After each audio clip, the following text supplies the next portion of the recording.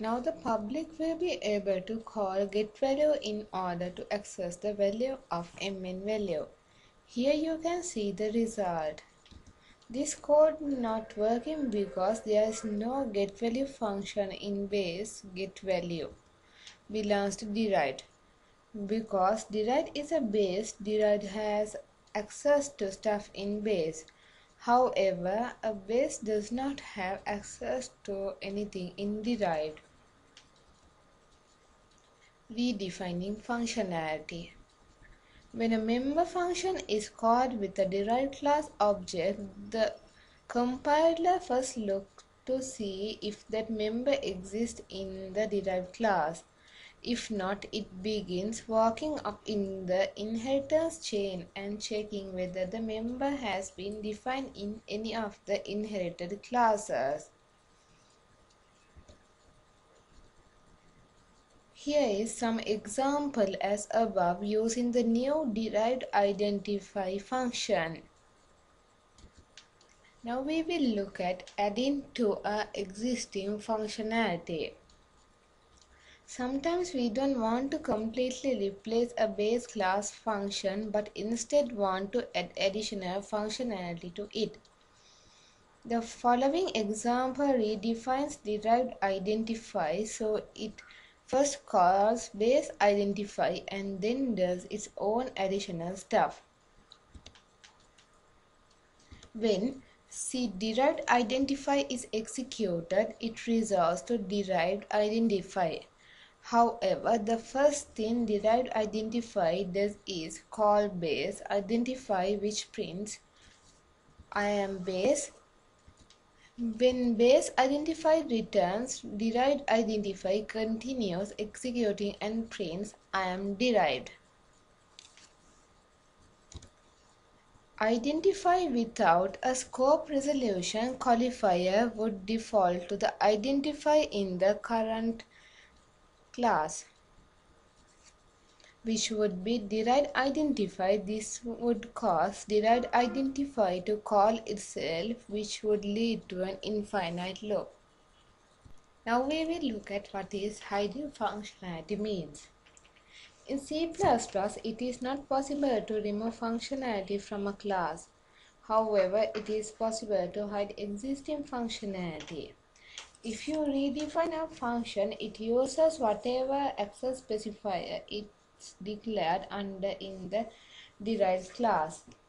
Therefore, we could redefine a public function as private in our derived class and the public would lose access to it. C++ also gives ability to change a base member's access specifier in a derived class without even redefining the member. This is done by simply naming the member using the scope resolution operator to have its access changed in the derived class under the new access specifier. Consider the following example. Base print value has been declared as protected. It can only be called by base or its derived classes. The public cannot access it. Let's define a derived class that changes the access specifier of the print value to public.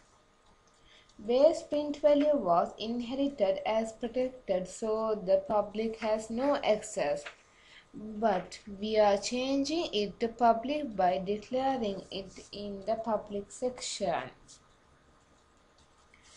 In here, print value is public in derived, so this is okay.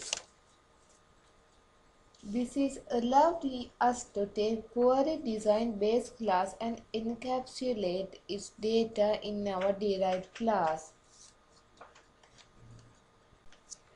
Forms of inheritance. Single inheritance. If a class is derived from a single base class, it is called as single inheritance. Multiple inheritance. If a class is derived from a more than one base class, it is known as multiple inheritance. Multi-level inheritance. The classes can also be derived from the classes that are already derived. This type of inheritance is called multi-level inheritance.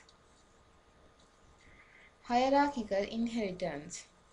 If a number of classes are derived from a single base class, it is called a hierarchical inheritance. When a derived class publicly inherits the base class, or the public members of the base class also become public to the derived class, and the objects of the derived class can access the public members of the base class. The following program will illustrate the use of the single inheritance. When you inherit a base class publicly, all members keep their original access specifications. Private members stay private, protected members stay protected, and public members stay public. This program has a base class B from which class D is inherited publicly.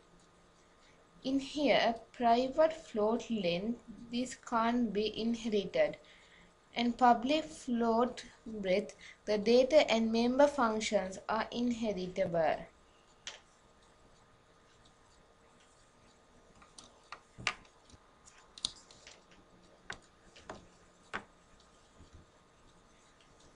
Area equals length into breadth. This can't be used here. Object of the derived class can't inherit the private member of the base class. Thus, the member function is used here to get the value of data member length. According to the coding in here, you can clearly identify classes which can access and which can't access.